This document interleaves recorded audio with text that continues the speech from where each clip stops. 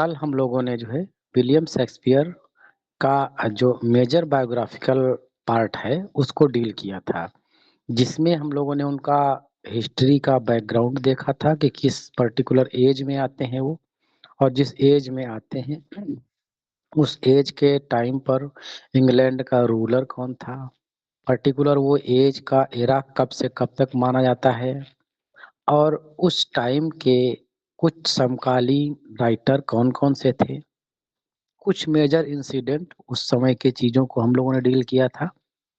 फिर हम लोगों ने इनके डेट ऑफ बर्थ से चीजों को डील करना स्टार्ट किया था और डेथ तक की चीजें हमने कल कवर करी थी। आज जो है हम लोग जितना कल कवर किया था एक एपिटाफ तक के कवर किया था कि जो उनका टुम्ब था उस पे एक एपिटाफ लिखा हुआ है, वो एक डॉगरेल है। इसके आगे से जो है आज हम लोग कंटिन्यू करते हैं। एक बार पुनः बता दीजिए, स्क्रीन हमारा विजिबल है, आवाज अच्छे से आ रही है तो आगे कंटिन्यू किया जाए। Everything clear sir. चलिए सर थोड़ा धन्यवाद। जूम कर लीजिए। आप बताइए, ठीक है? जी सर। चलिए सर ठीक है सर। और आओ जी। सर वॉइस इको सर कर वॉइस रही इको है। कर रही है सर।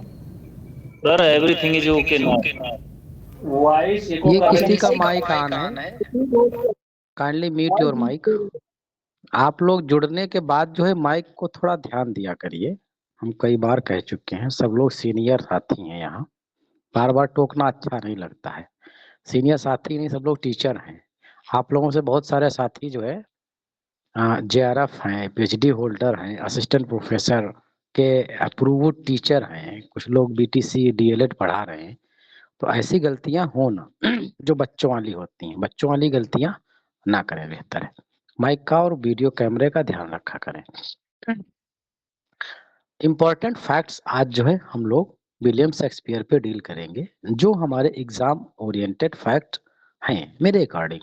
अगर ये सारी चीजें हमारे दिमाग में बनी रहती हैं तो आगे आने वाले एग्जाम में बायोग्राफिकल या इनसे कुछ जनरल जो फैक्ट्स हैं उससे अगर क्वेश्चन बनता है तो हमारे लिए बहुत आसानी होगी। आज मैं बता दूं आपको, आज और कल अभी 2 दिन तक के जो हमारा ये सेशन है ओपनली चल रहा है, क्योंकि हम पहले ही बता चुके हैं और ये 24 तारीख से हमारा सेशन सिस्टमेटिक तरीके से लॉन्च हो गया, और दीपावली के पहले से हम लोगों ने दीपावली ऑफर में एक प्रकार से एक शुभकामनाओं में ये पूरा बैच लॉन्च कर दिया था। और इसका फीस कुछ नहीं है, ये फ्री ऑफ कास्ट है। एक टोकन मनी था 499, वो इसलिए कि कम से कम जो है कुछ इसका एक्सपेंस जो इसमें लगता है वो चीज आ जाए, और उससे आप भी इस चीज को फील करें कि हम भी फ्री में चीजें नहीं ले रहे हैं, और हमें भी लगे कम से कम हमें अपने पास से चीजों को नहीं दे रहे हैं। उतनी चीजें हमारे पास, उतना एक्सपेंस हमको मिल जाए जितना कि एक्चुअल कास्ट लगती है। और ये आप सब लोग जानते हो, कई साथियों ने हमसे कहा कहा किया हमने इसीलिए इसको कि सर इतने दिन से हम पैसा देते देते परेशान है, तो कुछ जो है अब ऐसा करिए कि हमारा कम फीस में चीजें अच्छे से तैयार हो जाएं, सिलेक्शन हो जाएगा तो हम नाम लेंगे। उसी नाम को लेकर के हम भी जो है आगे बढ़ गए। सिलेक्शन अगर हो जाएगा हमारे प्लेटफार्म, हालांकि ये नहीं कह सकते कि हमारी वजह से सिलेक्शन हो जाएगा आपका। सिलेक्शन में जो है 100% भूमिका आपकी ही होगी, चाहे जिस कोचिंग से पढ़े हों, चाहे जिस किताब से पढ़े हों, लेकिन उसके जिम्मेदार स्वयं है आपके अपने आने वाले परिणामों के प्रति। हाँ, ये जरूर हो सकता है कि आपकी सफलता में अगर हमारे इस प्लेटफार्म का थोड़ा सा सहयोग हो जाएगा तो हम भी अपने आप को धन्य मानेंगे और हमारा भी जो है ये सब किया कराया सफल माना जाएगा। लेकिन इन सब चीजों को, वही चीजें होती हैं कि बिना पैसे के इस दुनिया में होता कुछ नहीं है। हम कितनी भी सेवा करने के लिए आतुर रहें, लेकिन अगर मेरी पॉकेट में पैसा नहीं है तो हम किसी की सेवा कर नहीं पाएंगे। ऐसी सेम कंडीशंस होती हैं। इतने दिन से आप लोग तैयारी कर रहे हैं, बहुत पहले धनी परिवार से हो, लेकिन तैयारी करने के दौरान जो फाइनेंशियल क्राइसिस होती हैं वो अलग तरह की सबको फेस करनी पड़ती हैं।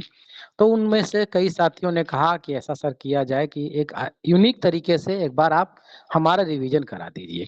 तो ये रिवीजन नहीं, ये पूरा फुल कॉन्सेप्ट बैच लॉन्च हो गया हमारा। और इसमें एक ये भी बात है कि अब तक के 2 बार हम लोगों ने ट्रेंड ग्रेजुएट को पढ़ा है, वहां से भी ज्यादा अपडेटेड और प्यूरिफाइड नोट्स, रिफाइंड नोट्स आप लोगों को मिल रहा है। यही चीजें पोस्ट ग्रेजुएट में भी आपको मिल रही है, पीजीटी में भी। जिस लेवल का नोट्स हम आपको दे रहे हैं मार्केट में अवेलेबिलिटी उतनी नहीं है। हालांकि ऐसा नहीं है कि हम फैक्ट दुनिया के बाहर से लेके आए हैं, मार्केट की बुक्स से ही फैक्ट सारे निकाले हैं, लेकिन एक जगह पर आपको एक बुक में वो सारी चीजें मिलने वाली नहीं है। तो इतनी मेहनत करने के बाद सारी चीजें आपको मिल रही हैं अगर, तो उसकी एक थोड़ा सा जो है एक आप लोगों से सहयोग के रूप में 499 रुपए पूरे बैच के रखे गए थे। अगर आप इसको फीस मानेंगे तो फिर उसको क्या कहेंगे जो इलाहाबाद में 4,000, 8,000, 10,000, 15,000 लोग लेते हैं, तो फिर उसको क्या कहेंगे? तो फीस उनकी है, 499 ये फीस नहीं है। आपका भी मानसिक संतुलन बना रहे और हमारे साथ नियमित तौर पर जुड़े रहें, और हमारे स्तर से भी जो काम कराए जा रहे हैं मार्केट से टाइपिंग वगैरह के, उनका भी छोटा मोटा एक्सपेंस निकलता रहे। मेजर टारगेट एक है कि हमारे साथ काम करने वाले हर मेहनत शख्स इंसान जो काम कर रहा है, स्ट्रगलफुल है, उसका आगे सिलेक्शन हो जाए, और ये होगा। और आप लोगों से बहुत सारे साथी ऐसे हैं, आज मॉडल टेस्ट जो 5 था हमारा जो पेड में चल रहा है, उसमें कई साथियों का परफॉर्मेंस देख के हमें इस चीज का एहसास हुआ कि हमारी मेहनत, आपकी मेहनत जब रंग लाती दिखती है हमको, तो मुझे लगता है हमारी मेहनत जो है रंग दिखा रही है।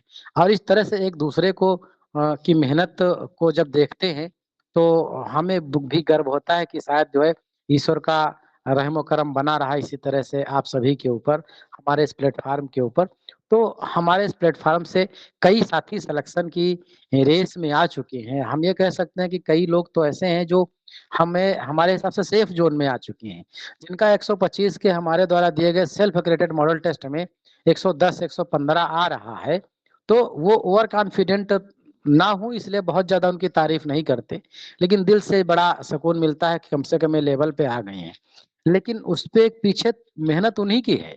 पिछले लगभग 1 साल से वो लगातार हमारे साथ जो जुड़े हुए हैं, कंट्रीब्यूशन भी बराबर कर रहे हैं, हर महीने के महीने जो भी खर्चे लग रहे हैं हमारे प्लेटफॉर्म पर, और लगातार जो है मेहनत भी कर रहे हैं। इसका परिणाम है कि आज जो 125 में जो 115, 16 प्लस जो है वो कर पा रहे हैं। मार्केट का जो भी मटेरियल आपके पास है वो सबके पास है। यूट्यूब का मटेरियल जो भी आपके पास है वो सबके पास है। आपके पास अलग क्या है? अब जो चीज आपके पास अलग है वही आपको लोगों से अलग बनाएगी, और जब आप अपने आप को लोगों से अलग बनाएंगे तभी आप सिलेक्शन की उम्मीद करिए, वरना भीड़ का सिलेक्शन होने वाला है नहीं, क्योंकि सीटें तो इतनी है नहीं। और भीड़ का सिलेक्शन लाखों में सीटें देती तो हो सकता है भीड़ का सिलेक्शन हो जाता, सीटें सैकड़ों में है, एप्लीकेंट लाखों में है। तो हमें अपने आप को यूनिक करना है, तो यूनिक फैक्ट के साथ में सारी चीजें हो रही हैं। तो 2 दिन आप लोगों को 5 दिन का पूरा हमारा था, पूरा टास्क हमारा 3 दिन ऑलरेडी मिल चुके हैं, 2 दिन अभी और चलेगा। जिन साथियों ने पेमेंट कर दिया है 499 रुपए का, उनको जो है उनको पीडीएफ मिल गया है, टीचमेंट की न्यू क्लासरूम मिल गई है, और कल का जो टेस्ट होगा वो न्यू पेड क्लासरूम पर होगा। ओपन पे कल वाला टेस्ट नहीं मिल पाएगा, हालांकि अगले आने वाले 2 दिन तक के ओपन सेशन आप लोगों को मिलेगा जी। सर ये जो नोट्स हैं आपके, सर क्या ये जो पेमेंट किए उनको अवेलेबल है टीचमेंट पे? हाँ जी, हाँ अवेलेबल है, उनके लिए अवेलेबल। सर 499 का पेमेंट जिन्होंने किया है उनके लिए अवेलेबल है जी। कोई कुछ कह रहा और? सर बस इतना ही। सर पीजीटी के लिए अलग से कोई कोर्स होगा? हाँ, पोस्ट ग्रेजुएट का सर 5 बजे चलता है हमारा, और उसका लिंक भी 5 बजे आता है। आप ग्रुप जिस भी ग्रुप में जुड़े हैं उसमें चेक करिए, 5 बजे लिंक पड़ा होगा, ज्वाइन फॉर पीजीटी, है ना? तो वो कल 5 बजे उसका भी अभी डेमो पीरियड चल रहा है, उसको भी आप देख सकते हैं। ठीक, ओके, चलिए बढ़ते। हाँ जी, पूछे। सर पीजीटी की फीस? उसका जो है सिर्फ राइटर वहाँ कवर किए जा रहे हैं, क्योंकि 2-3 बार हम लोग जो है ट्रेंड ग्रेजुएट में ग्रामर, हिस्ट्री, टर्म से सब कवर कर चुके हैं, वही कमोवेश वहाँ पर है, राइटर का डिफरेंस है। तो एक्स्ट्रा जो राइटर है वहाँ पर कवर कर रहे हैं। 899 फीस है उसकी, 899 रुपए है उसका, जो है 1 टाइम फीस है 899 रुपए सारे राइटर्स पे, क्योंकि वहाँ पर एक राइटर्स का अच्छा खासा इंपॉर्टेंस है। और पीजीटी के राइटर्स पे मटेरियल की अवेलेबिलिटी भी मार्केट में बहुत ज्यादा है नहीं। आज जो पीजीटी का नोट्स हमने दिया है मैथ्यू अनरल्ड पे वीडियो, उस पे मैं भेज दूंगा पब्लिक पे, आप लोग देख लीजिएगा। इस लेवल पर जा करके तैयारी करने के लिए 899 रुपये कोई बहुत बड़ी बात है नहीं। इस 8,099 पता नहीं 10,000 तक के लोग फीस लेते हैं, बशर्ते उतना खर्चा लिया जा रहा है। पीजीटी के एस्पिरेंट भी कम होते हैं, लोग इंटरेस्टेड भी कम होते हैं, क्योंकि लोगों को लगता है कि नौकरी मिलेगी तो टीजीटी में मिलेगी, पीजीटी तो अमेरिका के लोग आकर के नौकरी लेंगे। सबका अपना अपना एटीट्यूड है, सबका अपना अपना मानना है। लेकिन जो भी साथी है वहाँ पर उसके हिसाब से 899 रुपये फीस वहाँ पर रखी गई होल राइटर के लिए, सारे राइटर कवर कराए जाएंगे। सेम स्ट्रेटेजी फॉलो होती है। पहले देख लीजिए उसको, 2-3-4 दिन जो है ऐड करके ऐड कर देंगे आपको।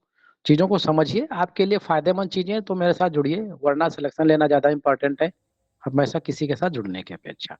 माने नहीं लगता कि 899 कितना हो रहा है, फ्री में हो रहा है। आपको कोई फ्री में भी जोड़ दे, अगर आपका टाइम बर्बाद कर रहा हो तो आपके लिए नुकसानदायक है। और आपका टाइम सुटेबल हो रहा हो, आपके लाइफ बन रही हो, तो 899 नहीं 8,099 दे करके भी आप करेंगे। 8,099 की बात छोड़ दो, अभी आयोग के कोई व्यक्ति आए कहे भाई साहब को जुगाड़ सुगाड़ है 8 लाख पड़ेगा, तो कई साथी तैयार हो जाते हैं और वही ठगे भी जाते हैं, है ना। तो चीजों को देख करके फिर आगे निर्णय लीजिए। आप सब लोग प्रबुद्ध हैं, विवेकशील है, आप लोगों को बेवकूफ नहीं बना सकता। ठीक है, चलिए बढ़ते हैं आगे। जीआईसी के लिए कुछ सर काम कर रहे हैं? अभी जीआईसी के लिए ही स्टार्ट किया गया था हम लोगों का, बट अभी जीआईसी का कुछ था नहीं, इसलिए सबसे पहले प्रायोरिटी हमने पोस्ट ग्रेजुएट को दे दिया। पोस्ट ग्रेजुएट के राइटर जो है सबसे पहले कवर कर लेंगे, जो रेस्ट बचेगा तो हम उसको जीआईसी में आगे कंटिन्यू कर लेंगे, जो रेस्ट राइटर बचेंगे। ठीक, जीआईसी में थोड़ा जो है आगे हम एक्स्ट्रा वर्क कर लेंगे, क्रिटिसिज्म और जो अरेस्टू और जो भी इनका क्रिटिसिज्म है अनरल का, वो अलग से डील करना है, वो हम जीआईसी में अलग कर लेंगे। अभी पीजीटी का है, पीजीटी कर लीजिए पहले, टीजीटी पीजीटी कर लीजिए तो जीआईसी का आसान हो जाएगा, है ना।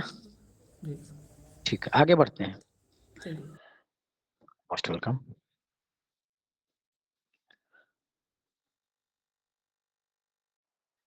ये इंपॉर्टेंट फैक्ट्स देख रहे हैं हम लोग। इंपॉर्टेंट फैक्ट्स में जो है, his first published play was Henry sixth part second. यहाँ से कंफ्यूजन आ जाता है कि हेनरी सिक्स का पार्ट फर्स्ट तो नहीं पहले आया, ये जो पार्ट सेकंड है ये जो है फर्स्ट वर्क इनका है, और जो इनका फर्स्ट पार्ट आता है हेनरी सिक्स का वो इसका सीक्वल है, और फर्स्ट का जो है पिक्वल है ये। तो सीक्वल पिक्वल से भी क्वेश्चन बने हैं, यहाँ से भी चीजों को दिमाग में रखिएगा। जिसका जो है लगभग डेट ये मानी जाती है, बट ऑथेंटिक डेट ये है नहीं, पूछी जाएगी नहीं। फर्स्ट फेज के जितने भी वर्क हैं विलियम शेक्सपियर के, उनकी डेट भी ऑथेंटिकेशन वही नहीं मिलता है, तो वहां से क्वेश्चन बनने की उम्मीद भी कम ही मान के चलिए। अगर बनेगा क्वेश्चन तो मामला विवादित जाएगा, क्योंकि डिफरेंट ऑथेंटिक बुक्स भी अलग अलग डेट्स को देती हैं। He wrote 154 sonnets and 37 plays, well known है। He never actually published any of his play. They are known today only because two of his fellow actors, John Heminges and Henry Condells, 2021 में question यहाँ से बना। उन्होंने अपने पूरे जीवन काल में कोई भी वर्क पब्लिश नहीं कराया, लेकिन जो जॉन हिमिंगवे और कॉन्डेल्स थे, इन्होंने फर्स्ट फोलियो 1623 में जो लेकर के आए उसमें ओनली 36 प्ले को इन्होंने शामिल किया, जबकि इनके टोटल प्ले जो है 37 है। इसमें पेरिकल्स को जो है ओमिट कर दिया था गया था, क्योंकि उसकी ऑथरशिप जो है डाउटेड थी। बाद में उसे शामिल किया गया, कब शामिल किया गया आगे हम उस चीज को देखेंगे। फर्स्ट फोलियो जैसा कि हम पहले देख चुके हैं 1623 में आता है with 36 play by Shakespeare. John Hemingway and Condell लेकर के आते हैं। सेकेंड जो फोलियो आता है 1632 में आता है। इससे भी क्वेश्चन एक बना था, जॉन मिल्टन का एक वर्क इसमें शामिल कर लिया गया था ऑन शेक्सपियर, जो 32 में इसको पब्लिश किया गया था इसी के साथ में, वहां से भी क्वेश्चन बना हुआ है। एलाट विलियम और Aspley, Richard Hawkins, Meighen and the John Smethwick के द्वारा जो है ये सेकंड फोलियो पब्लिश किया गया था। फर्स्ट फोलियो किसने पब्लिश किया है तो क्वेश्चन बन गया पहले ही। अब अगर आगे बढ़ाए थोड़ा तो सेकंड और थर्ड फोलियो को भी जान लो भाई किसने किसने पब्लिश किया इसको। तो ये फिलिप चेनवेंटे ने जो है इसको थर्ड फोलियो पब्लिश करा था। आया कब था? 1663 में आता है। और फोर्थ फोलियो 1685 में आता है। By R Bentley and E Brewsters R Chiswell H हेनरी मैंस। ये इसके जो फोर्थ फोलियो के पब्लिशर ग्रुप रहा है। He was a partner of the leading company actors, the Lord Chamberlain's Men's, founded in 1594. 94 में फाउंड की गई थी, ये भी डेट इंपॉर्टेंट है। He wrote plays for the Globe Theatre and was burned down the 29th June 1613। देखो 1613 तो सबको पता है, 29th जून ये दिमाग में बना लीजिए, हो सकता है डेप्थ में ले जाए तो डेट भी पूछ ले, क्योंकि अभी तक के जो आपने देखा होगा कि जो डेट ऑफ बर्थ पूछी जाती है तो सिर्फ ईयर पूछा जाता रहा है, लेकिन अब जो है मंथ और डेट तीनों को मिला करके क्वेश्चन बन रहे हैं, बनने का ट्रेंड दिख रहा है। Shot set fire during the performance of Henry Eighth, जो पहले से जानते हैं आप। इट वाज बिल्ट इन 1614, ये एक यूनिक पॉइंट हो सकता है, 1614 में जो है ये रिबिल्ट कर दिया गया था। The globe theatre was demolished in 1644, demolition भी इसका बाद में कर दिया गया 1644 में ही लेकिन इसका जो है रिबिल्ट करने का मॉडर्न राइटर एक रहे हैं, इन्हीं के थोड़ा फॉलोअर, उसको रिबिल्ड करने का 20th सेंचुरी में सोचे, लेकिन कर नहीं पाए, आगे हम उसको भी डील करेंगे। His collective sonnets were first published in 1609. The Comedy of Errors in Shakespeare's shortest play, लगभग पब्लिक डोमेन में ये पॉइंट है, सब लोग जानते होंगे, जिसमें जो है लगभग जो है 1787 लाइन डील करी गई है। Shakespeare was known as the bard of Stratford Avon. King Lear was banished from the English stage for the mocking fun of the mockery and King George III. जो किंग लियर है एक पोलेमिक work माना जाता है, कई जैसे उनके Milton के पोलेमिक वर्क हैं, ऐसे ये भी एक इनका वर्क पोलेमिक वर्क माना जाता है। क्यों? क्योंकि किंग जॉर्ज थर्ड का जिसमें माना गया था, एक आरोप लगा था कि उन्होंने उसको मजाक बनाया हुआ है, जो कि उस समय की डायनेस्टी जो चल रही थी उसका इन्होंने मजाक बनाया, इसलिए इसको प्रतिबंधित कर दिया गया था। तो एक एक्स्ट्रा पॉइंट यहाँ पर आपको मिल रहा है। Love Labour Lost has the highest percentage of the rhyming lines, इसमें बहुत ज्यादा राइमिंग देखने को मिल सकती है। There is no record of also that its wells ever being performed in Shakespeare's lifetime। अगर आपसे ऐसे पूछ ले कौन कौन से प्ले हैं जो शेक्सपियर के ड्यूरिंग शेक्सपियर लाइफ वो परफॉर्म नहीं हो सके, तो उनमें से एक जो है ऑल्सवेज दैट इंस्पिल है। He never attended any university, बावजूद इसके जो है काफी विटी कैरेक्टर वो माने जाते हैं। ही lived through the black death, उनके लाइफ पीरियड में आता है इंग्लैंड में। Shakespeare had many quarrels with the play critic Robert Greene, इनका एक जो है लिटरेरी कॉन्फ्लिक्ट जो है रॉबर्ट ग्रीन के साथ में बना रहता है, क्योंकि ये एक यूनिवर्सिटी बेट होते हैं और यूनिवर्सिटी बेट के साथ साथ में उस समय के एक बहुत ही फेमस पर्सनालिटी थे, और उनको जो है ये टारगेट करके जब शेक्सपियर कुछ एक्टिविटीज करते हैं तो इनको बहुत बुरा लगता है, और वैसे भी ये इनके काफी विरोधी बने रहते हैं। The first recorded reference to Shakespeare written by the theatre critics Robert Greene in 1592 was an upstart crow beautiful with the our feathers। एक अपस्टार्ट क्रो है जो हमारे ही पंखों से उड़ान भरने की कोशिश कर रहा है, रॉबर्ट ग्रीन ने बोला, और शेक्सपियर की यहीं से बल्ले बल्ले चालू हो गई। He has the instant of the suicide on unluckily 13 times in his work, जितने वर्क इन्होंने दिया है उसमें 13 टाइम जो है सुसाइड्स को जो है वहां पर अटेम्पटेशन को दिखाया है।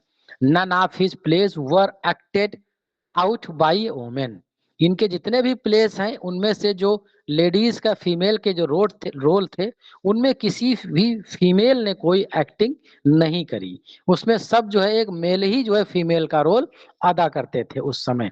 Shakespeare was buried in the Holy Trinity Church in Stratford upon and is believed to have died on his birthday, birthday के दिन ही वो उनका डेथ होती है ऐसा माना जाता है लोगों का, और वही एक कंसीडर भी की जाती है।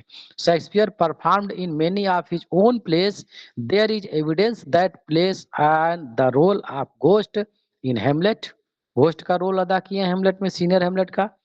Adam in As You Like It, जब जो है वो ओरलैंडो खाना मांगने जाता है राजा से, ड्यूक सीनियर से, तो वो एडम के लिए ही मांगने जाता है, क्योंकि एडम जो है काफी बुजुर्ग हो चुके हैं, चल नहीं पाते हैं, तो वहां पर जो है एडम के रूप में शेक्सपियर ही हैं। When Shakespeare was alive, the town was called Stratford, not Stratford Avon. इसलिए जो है कुछ इंडिया के ऐसे भी बोर्ड हैं जो स्टैटफोर्ड को ही सीधा सीधा कंसीडर करते हैं, नॉट अपान अवान। लेकिन अपना यूपी बोर्ड में जो क्वेश्चन बना है पहले से वो स्टैटफोर्ड अपान अवान से बना है, इसलिए हमें इस चीज को कंसीडर करना चाहिए। Shakespeare was baptized when he was born but was a Roman Catholic when he died. The motto of Globe Theatre was, Globe theatre पे लिखा हुआ था, टाटस मंडस एजिट हिस्टोरिनम ऑल द वर्ड्स स्टेज। ये लैटिन शब्द है जो कि जैक्स के माध्यम से एज यू लाइक इट में जो है एक्ट सेकंड सीन 7th में लाइन नंबर 139 में इस चीज को डिपिक्ट किया है। जो 7th एजेस होती हैं वहां पर जो है इसको उसके थोड़ा पहले इस चीज को डिपिक्ट किया है। All the words is stage by Jaques, एक फेमस स्पीच भी है जो कि ग्लोब थिएटर पर का एक उनका फेमस कोट था, उसका एक इंट्रो कोट था। Shakespeare wrote King John the same year his son died 1696। King John 1695 भी आपको डेट ये मिल सकती है। Last play he wrote was Two Nobles Kinsmens, ये इनका पेवर वर्क नहीं है, एक कोलैबोरेटिव वर्क है with John Fletcher, John Fletcher के साथ कोलैबोरेटिव वर्क है ये। वाइल इनका जो सेल्फ वर्क है वो लास्ट वर्क इनका टेम्पेस्ट माना जाता है। जॉन फ्लेचर के साथ में कौन कौन से वर्क इन्होंने लिखे हैं वो भी हम आगे बात करेंगे। जैसा कि इनका हेनरी एर्थ जो वर्क है वो भी माना जाता है कि अनफिनिश है इनका, जो ड्यूरिंग परफॉर्मेंस जो जल जाता है ग्लोब थिएटर, वो भी जॉन फ्लेचर ने बाद में कंप्लीट किया, ऐसा क्रिटिक्स का अपना मानना है। जो इनके सिबलिंग्स थे, जॉन थे, Margaret, Gilbert and others, Joan's Anne और Richard and Edmund. Edmund character भी इन्होंने किंग उसमें दिया किंग लियर में, तो इनके भाई का नाम भी इडमंड था। One of Shakespeare's relative on his mother sides William Arden, इनकी मैरी आर्डन जो माता का नाम था, तो विलियम आर्डन जो थे was arrested for the plotting against queen Elizabeth first, imprisoned in the tower of London, executed. ये अरेस्ट किए जाते हैं विलियम आर्डन, उनके अगेंस्ट जो है एलिजाबेथ के अगेंस्ट प्लॉट करने के लिए, षड्यंत्र रचने के लिए, और उन्हें जो है फांसी दे दी जाती है टावर ऑफ लंदन में। तो एक स्पेशल पॉइंट आपको देखने को मिल सकता है। During his life Shakespeare performed before Queen Elizabeth first, later James second. अगर आपसे पूछ लिया जाए कि इनके ड्यूरिंग लाइफ कौन कौन से मोनार्क्स रहे, तो एलिजाबेथ फर्स्ट रहे और जेम्स जो है सेकंड रहे हैं। और जेम्स सेकंड की इनकी अच्छी पट्टी और ये पैट्रोनेज के रूप में भी इनका रहे, काफी संरक्षण इनको जो है इनसे मिला हुआ है। तो आज का जो है जो सेशन हमारा है यहीं तक रहेगा। आगे जो है कुछ महत्वपूर्ण और फैक्ट्स इनके हैं, राइटर्स हैं कौन से, टीमन ऑफ एथेंस, या और जो अन्य कोलैबोरेटिव वर्क हैं कौन कौन से इनके डाउटेड प्ले हैं, और कौन कौन से वर्क हैं जो क्लिंगसन लैंग्वेज में कन्वर्ट किए गए थे। अब ये क्लिंगन लैंग्वेज क्या है इस पे भी कल हम बात करेंगे, और कौन कौन से वर्ड हैं जिन्होंने इनके द्वारा जो क्वाइन किए गए और किस किस वर्क में उनको क्वाइन किया गया है। तो आज का विलियम शेक्सपियर पे सेशन यहीं तक के, आगे का जो सेशन है कंटिन्यू करेंगे हम लिटरेरी टर्म का।